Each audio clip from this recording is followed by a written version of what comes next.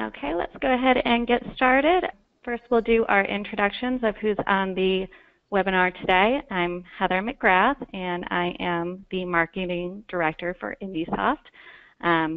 Also, we have Nick Bates, who is our head trainer. He's going to be doing the meat of the demo today. And we have Mitch Jones, our sales engineer, who will be available to field questions at the end. Our agenda for today is going to be mainly the demo. We're going to go over our user interface updates, centralized email server application that we have added, our foreign language and Unicode support, system-wide standard units of measure, the expanded filtering options when searching that we have added, our enhanced profile settings, the multi-instance view on a workstation, and then also a show of our classic view, which I know a lot of customers are excited about. And then we're going to end with our Q&A.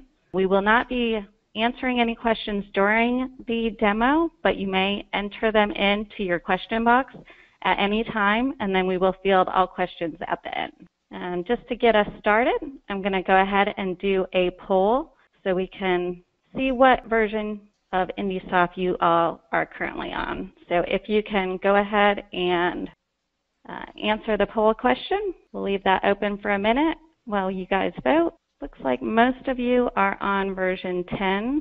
We do have some version 8 or prior, about 15% on version 9, and a few that have already upgraded, so that's wonderful, 4% on version 11. All right, I'm going to go ahead and close the poll now. Thank you for responding.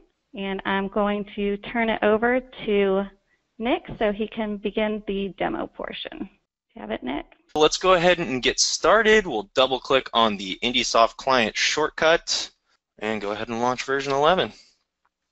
So I'm just going to put in my standard IndySoft username and password, and you can just see the speed of version 11's login. Now, we are reporting of up to 3 times faster than version 10, so definitely some speed enhancements with our caching mechanisms, so some great stuff there. So as you can see, when you come into version 11, when you upgrade your database to version 11, or update your client rather, you are still going to have your version 10 views. You're still going to have your flowchart here in version 10, and you're still going to have these executables here to the right. And so what I'm going to go ahead and do is I'm going to explain our user interface updates. We're going to go over the new updated flowcharts, and we're going to go over these different customizable panels that you can edit and configure to your liking. So we'll just go ahead and get started by launching our layout builder. And I've already done this setup behind the scenes, so we're going to go ahead and turn our new multi-panel main onto system-wide, and we're going to go to our old standard, and we're going to take that off of system-wide. All right, and so I'm going to do a hard refresh by closing out of the software and bringing back the client, just to make sure that we've reset everything and that we are now firing our new layouts. So as you can see, we've really updated the flowchart and just the overall look and feel of the home page. We also now have this, all your executables are no longer just sitting right here, but if you highlight over there, they all populate and they're all still here, as well as some added additional things. We also have now a header and footer on this home page, which allows you to resize and have everything stay. As you can see, when I minimize this screen, the header is still staying right there, and this footer with these new updated icons here, as well as our website right here. And then of course, you can still bring up your executables here. So before, in version 10, many of you, I'm sure, remember this, but they kind of smush all together. And so We've optimized this viewing so you can have a better resolution when you're utilizing your home view and equipment view as well. So within your equipment view, some big changes here. I didn't leave version 10's layout in here for you. This is version 11's layout. As you can see up here, we've updated all of these icons and just kind of, revamped it, made these just a little bit more grayed out, easier to read. And when we scroll, that header is now stationary. So by adding a header to our equipment view, you now have a stationary header that doesn't move, and you don't have to scroll all the way down and make sure that you're looking at the right asset. If you come down to the middle to end of the page, a lot of you that are used to the classic version will love this, but we've reinstated our tabs for our equipment dialog. We just found that that's going to be easier, and a lot of our customers just love it. So we decided to reinstitute that, and I will be going over later in the demo our classic view and how it looks. So be ready for that. If you come up here to the right-hand side, we have your tracking status. Nick, sorry to interrupt. Can you enlarge your screen a little bit? It's hard to see for some viewers. All right. Does this look better? Looks a little bit better on my screen, so I think so. Yep, good to go. All right. I apologize to all of you guys that couldn't see everything that I was doing. So back to these new options here with your header here. So we have your tracking status. We also have your billing information and your customer shipping information here as well. If you just hover over the options, it populates, and then as well as the flow chart, it hovers and populates, but then disappears. So what we've done is we've actually, if you want it to be stationary like it was before, we've added this edit docking panels. So when I click on this, it now allows me to tab these things and move them around. So the status is stationary here right now. So if we kick it off to the side, now we have to hover our cursor over it for it to populate. So you get a lot more real estate on your monitor, especially for individuals on the field that are only using maybe a 13-inch laptop. And so if we just go ahead and we pin this down, it stays stationary. Now, same with the flowchart. We can also, pin this down, and you can move it around to different areas. If you wanted to just simply put it right smack right there, you can. Now, our head developer, Ben Sykes, on our new IndySoft blog, he has a video that goes into depth about how to use these new panels. And so I definitely would recommend taking a look at that video, as well as after this webinar, I will give you instructions on how to get to that new IndySoft blog. Once you're done with editing the panels to fit your needs, you just simply save them across a user basis, or you can do it for all users. Okay, so we save that down, and there you have it. Those are a lot of our new powerful edit docking panels. So we go back in here, and for those of you who are used to having this on the right-hand side, we can go ahead and leave that there for you. And when I go ahead and move my screen, it follows with the same size. So let's go ahead and stretch this back out so you guys can still see everything. And there you have it. So our next item on the list is going to be our centralized email server application. We have sort of moved around the header. We have your 4 main tabs with new icons.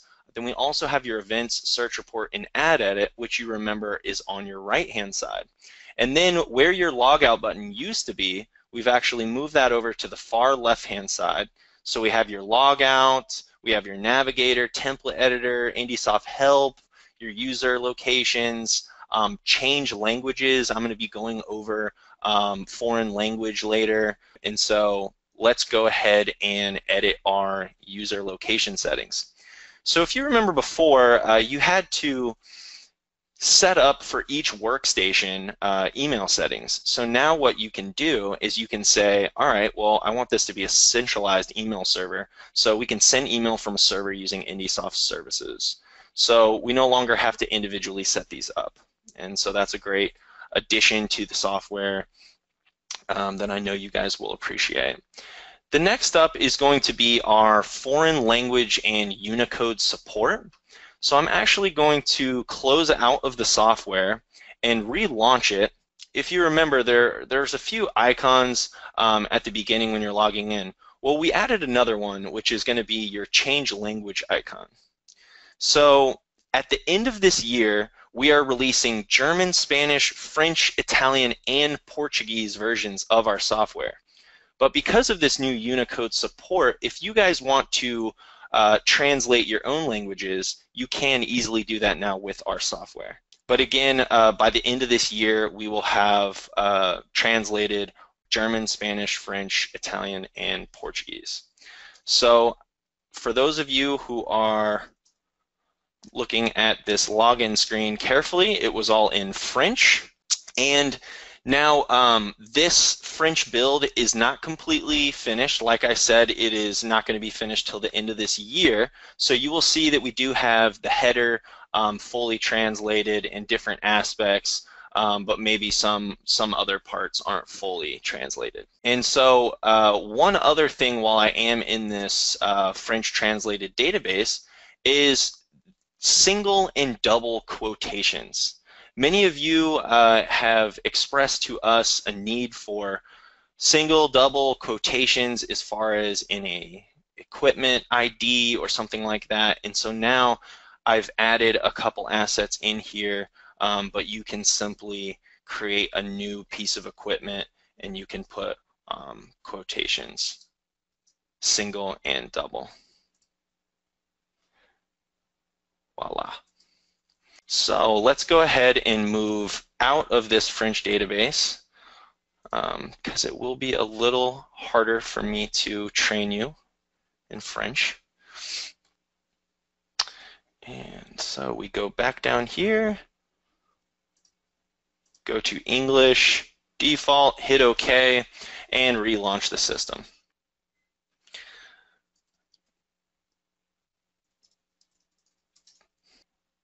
And look at that speed.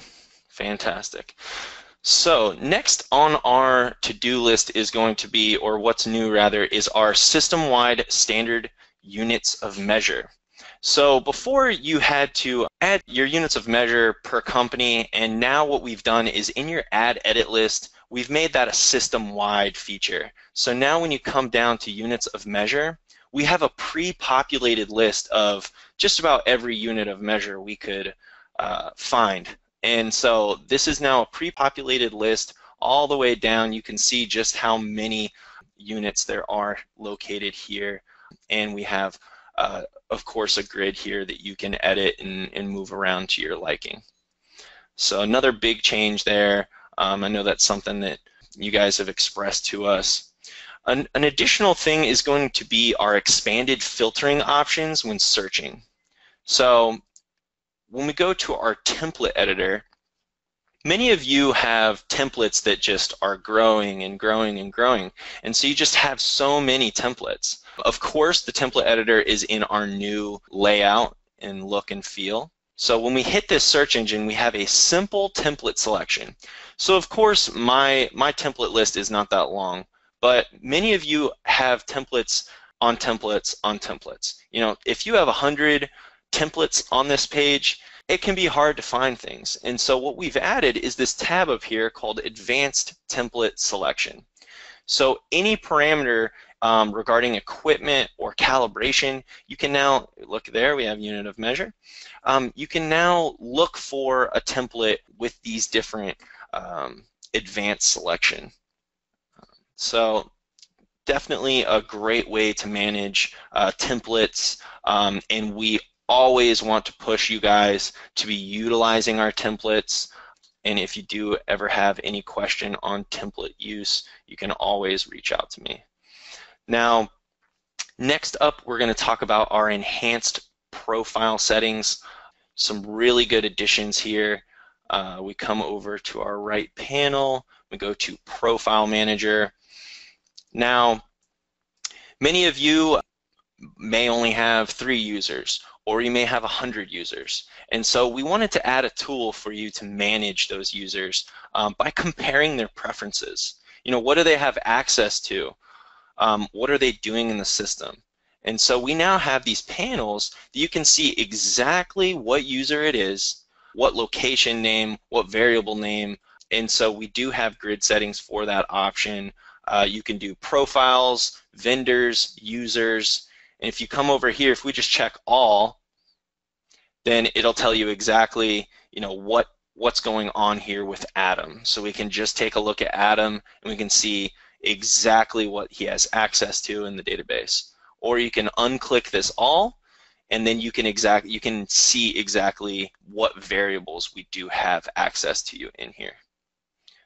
Block other home layout options, block other equipment layout options.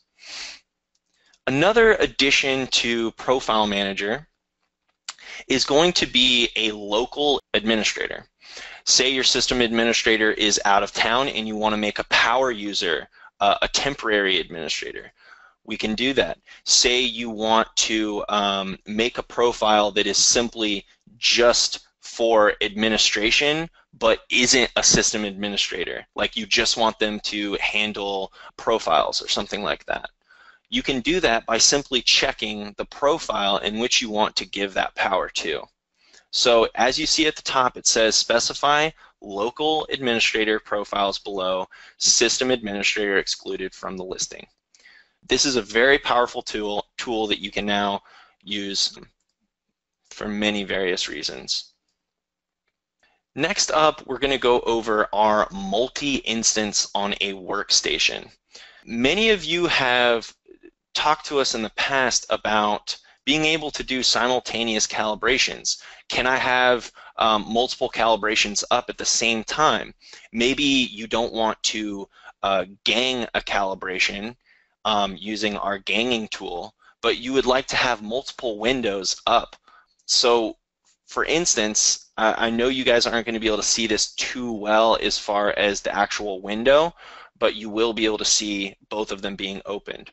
I now have just one IndySoft window open. If I double click on my shortcut, then I can launch a second or third or fourth installment of this system. So if you needed to, you could have the equipment view up as many times as you need to while you're doing calibrations. Maybe you have multiple items on your bench or something like that that you're calibrating. You don't want to have to be clicking back and forth and moving all over the place.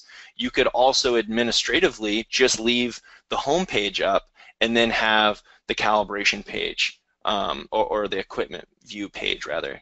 And so very powerful here. I hope all of you guys can see this well, but you'll be able to have as many calibrations up at the same time. So huge changes in version 11 for you guys, making your work easier and trying to help you out there.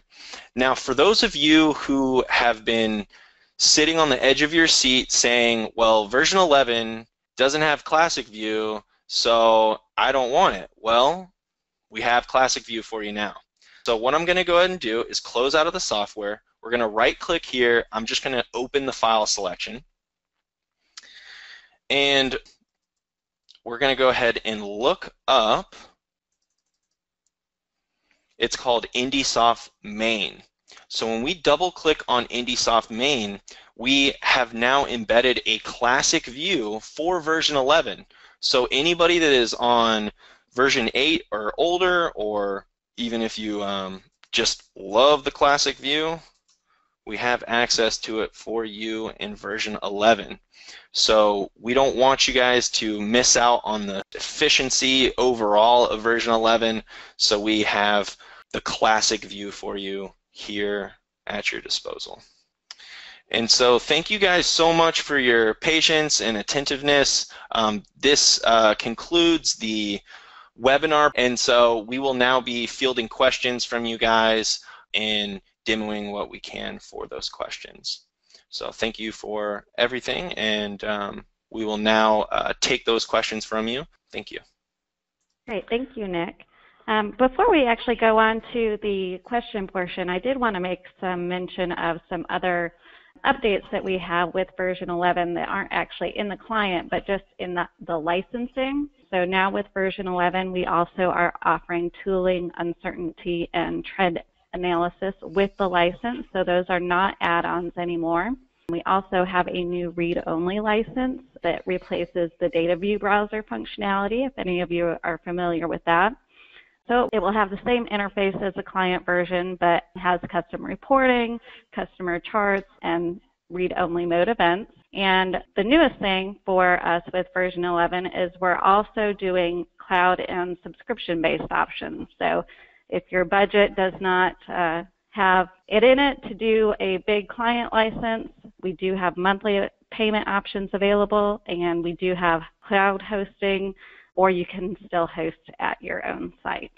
So I did want to make those comments before moving on, and now we'll address some of the questions that came in. If there was anything that you thought of during the demo and have not sent it to us yet in the question portion, please use this time now to do so. Let's see, what's the first one? We had some multiple questions about the multi-instance and how that uses seats. Mitch, can you take that one? Yeah, absolutely.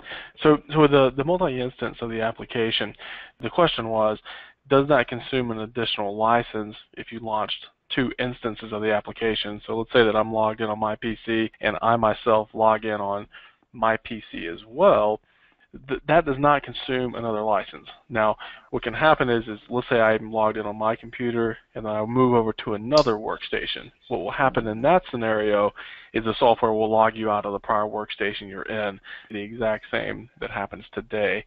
But the short answer is, if you're logged in into the same PC and you launch the application again, that does not consume another license, as long as it's the same user, same PC combo. Okay. Another question that we had, can you talk a little bit about the web tier and benefits of going to a cloud-based IndySoft? Yeah, absolutely. So one of the questions I think we did get in was the cloud solution. Essentially what that is if our existing customer base is dialed in, you guys are all familiar with, you have your database now on your server, and essentially your database or your client's local computers all connect to that server. IndySoft has the ability now to where we can actually deploy and host your database on the cloud. Okay, so that means now you guys do not maintain your own database. We have that. We take care of that for you. That is now, you just access the software over the web. Now for our existing customers, I also want to point out there's also the ability that you could just actually access the software via the web. So you can still have your database hosted internally on your own server. However, one of the products that we now offer or sell is actually something called our web broadcast server. So you'll notice this is a sample IndySoft cloud that we have set up here, the exact same login screen, and if I go to log in, it'll be the exact same software. It's just now deployed as a web-based application. Okay, I'm seeing a couple questions come in, I guess, regarding is there a cost to using the cloud, and is there options to go from basically not being on the cloud to going to the cloud. There is a cost associated with that we actually will be hosting your database. We will be deploying the software over the web. If you choose to still maintain your own database internally and just utilize the web tier option, that would not be the same cost as the cloud, but there would still be costs associated with that. And let me get logged in here just to show you guys exactly what the web tier looks like. And the web tier application, again, what this is nothing more than a remote display product in which we take the IndySoft application and we deploy that over the web. So any HTML5 compatible browser, which is Safari, Chrome, Internet Explorer, etc., you'll be able to access the software, exact same look and feel, exact same functionality. All right, let me just get into the list here and see what other questions we have. Okay, I am seeing we're getting quite a few here. And some of these we may have to reach out to some of the customers direct because some of these are relatively specific. Here's one. Is the intent of web tier to better support remote users, i.e. an on-site tech that might not have large bandwidth availability? That is a good question. And the answer to that is yes. With web tier, it's twofold and kind of the benefits of that.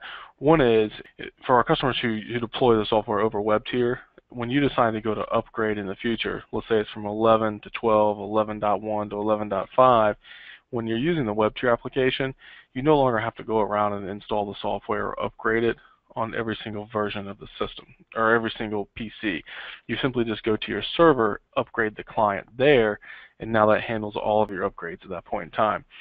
But the main benefit of web tier is it now is basically a remote or a web-based application. So as long as you have any kind of internet speed, you can now access your database. So as opposed to having to open up a VPN or a remote desktop, as long as you have internet access, you can get into your database and use the software. Here's one about the language translations. Do the templates we make, are they translated into another language, for example, calibration certificates or reports? That is correct, yeah. So any of your print builder forms is kind of what I interpret that question as. There is a utility in the system that's actually going to translate those as well. So when you go to, let's say you're running the software in French, and when you go to create your certificates of course will be in French also. There may be some modifications that you have to make to your templates. So for example, you may have like an A2LA logo, and if that's a JPEG, we obviously cannot interpret JPEG fonts. However, if it's a standard text field or a database driven field, those do get translated also. I'm going to try and field a couple more of these, but like Mitch said, if you've submitted a question and you do not hear us respond to it over this webinar, we will be answering direct questions as well. One question that I saw a handful come in that are semi-related is, have we upgraded DataView Browser, which has historically been our product that customers log into or to get data and certificates and run reports. DataView Browser has not been upgraded in tandem with version 11, and that's because what we're doing is we're actually kind of in the pre-stages of sunsetting DataView Browser. And with DataView Browser, we're actually going to be combining a combination of the web tier product and then converting those to what we call read-only licenses. Okay, so a read-only license is, right now, if someone were to log in via web tier, they have access to the entire software. However, with the read-only licenses, we're going to be actually having just the home screen accessible and the equipment view accessible. There will not be the pending work, order system tab, events, add edits, etc. Those are not going to be there. But what that's going to give you guys the ability to do is actually kind of take full control over the design of what your customers get. So for example, if you want to give them access to 10 or 11 different reports, you can then put that on that customizable dashboard. You also get to put your own logo on there because you're going to be using the same technology of our layout builder and rolling that out to your customers. Okay, let me just do a little quick scroll here and see if I can see a lot of the common questions. One question I did see that I do want to address is, and for those of you who have logged into my.IndySoft to download the most recent version, a lot of you are probably looking at your Purchases tab, and you're going to see something that's called IndySoft Calibration Management or Commercial Lab Management, and you'll see kind of a tag there that's called Pre-11. That does not mean that the version 11 is a beta version at all. What that actually is for is just us to internally track which customers have upgraded to version 11. So there's not that does not actually mean that it's a beta product. I'm going to answer another one here. I'm seeing a couple of these are related to server requirements. Those actually have not necessarily changed. From version 10 to version 11, we're going to take up the exact same minimum requirements at the server level and the local client level. Okay, a couple questions that I'm also seeing too related to when a customer upgrades. When you go from version 10 to 11, all of your configuration and your data is going to upgrade seamlessly. So there is a database upgrade involved. So those of you who have been through that process in the past, it does involve actually installing the latest version, but there's a slight utility that gets run against the database itself.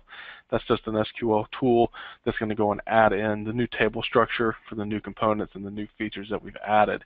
In terms of custom fields, when all that stuff, any custom aliases, any custom fields, any configurations or preferences that you guys have set up, those are also going to upgrade as well. Any others that can answer for the benefit of the group? I'm scrolling through. There's a handful that have come in here in a few moments. Let's see. Okay. I do see one that says, with a current support agreement in place, how much is the upgrade from 10 to 11? Yeah, that's actually included. That is what your annual maintenance and support contract covers. So if you have an active support contract with us, there is no additional cost to go to version 11. If you're looking to add the web tier product where the software is deployed over the internet, and or if you're looking or interested into the cloud hosting solutions, that would involve a quotation and there would be a cost associated. However, just to go from version 10 to version 11, if you're on a support contract with us, that does not have any cost associated. If I'm trading data with an outside vendor who has upgraded their version already, will there be compatibility issues? Good question. Yeah, so that's probably referring to the legacy export and import module where customers typically go in and they export out their equipment, and then the responding commercial Cal Lab exports out the completed calibration certificates. That's actually forward and backwards compatible. So let's say that the manufacturer is using version 8 and the commercial laboratory is using version 11, that's still going to seamlessly work, and vice versa. A question I see that's come in a couple times here that's asking about, for the customers who have upgraded already, what type of issues have we come across, and have we had any? It's actually been a very successful launch of version 11. Historically, there's always been scenarios where we release version 10.2 and then the very next day we have 10.21. It's been a very, very successful launch. We've had version 11 in beta on our side for approximately about 12 months, which is a really long development life cycle for us. But version 11 has been very stable, and we've got some of our largest customers already running that, and they're very happy with it. All right, there's a question I did see, kind of specific to, and some of our customers that are currently using version 8 and early version 9, this may affect you as well. In version 8 and version 9, we have a tool that was called Workstation Setup, which was how you basically took your local PC and you pointed to your database and where to connect, and that was always stored outside of the software, what was called Workstation Setup. In the release of version 10, we enhanced what's called our user preferences, and a lot of those things actually we store them in the database now. So historically, things like email settings, printer driver settings, etc., were always stored in Workstation Setup. We've now moved those into the client, and I'll kind of just show you where those are at now. And this was a version 10 change, but I saw that question come up a handful of times. But if you go into your user or location settings, these settings are now stored in the database itself, and you'll have things from where you have local individual email settings, printer routings. Those are all in the side of the database itself now. Anything else you see, Mitch? I'm just scrolling through them. There's okay. Give me just a moment. There's a question I see in here, and I kind of see it typed in two different ways about if you have multiple companies in the database and then you have different view settings. I kind of interpret that question as can we have different home layouts or equipment views based on the different companies? And since the release of the dashboard interface, you've had that ability to do that. I'm thinking I'm misunderstanding that question, but inside of here, if you're in Layout Builder, one of the ways when you create your layouts, whether it's a home screen layout, equipment screen layout, etc., is you always have the ability to say, let's say it's a home layout, and I'm going to take my standard. You'll notice down at the bottom, this is just set to be in system-wide. However, let's say we wanted this particular layout to only be for one particular company in the database. You would just modify your visibility rule, or your display rule is what we call those. So inside of here, if I disable that system-wide checkbox, we now have over here where you can just go and specify what company and or profile or user that is for. So I think that kind of is how you would answer that question. And that's in regards to your home screens and your equipment view. In regards to the event system and other areas, those are still semi-controlled system-wide. Okay. In regards to, I see a couple of other folks. Okay. I see that question now. So it actually was about the grid settings be saved differently based on companies. Grid settings, and what that's in reference to is if we open up any of the grids in the software, a lot of you are familiar with the fact that you can right-click and you can customize these and then save those in different ways. Those technically are still going to be either system-wide or they're going to be per user, so they are not company-specific. And one that I think is a great tool that was added in version 10 is can you apply printer routing settings to multiple users? You can do that if you actually go in, and there's a way in Profile Manager now to do that. And whenever you have your preferences by user, you're going to notice that over on the right side, once I open this up, for each of these different areas inside of here, you have the ability where you can actually go into Profile Manager and set those up at a global level. And I'll just cancel out of here, but let's go into Profile Manager and do that. And you can do that one by actually going into each user, and you have the ability to edit the user location settings, or you can set up global preferences for that. So if I open up this tool here, those are the exact same user preference windows, and to make it globally controlled, you can just toggle that over on the right. Let me just give it one more quick glance. There is an updated manual. All of our manuals are published online as well. If you go to IndySoft.com/documentation, and we can make that available as well, but you'll be able to see all of the user manuals. There is a section in the user guide that's going to state what's new in version 11, what's new in version 10, and we even still have what's new in version 9. So you'll be able to see that, and that's accessible online.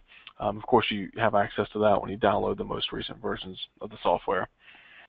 Another common question I'm seeing here is there any support or additional features for adding multiple addresses for a single company? This actually doesn't tie in really to a version 11 feature.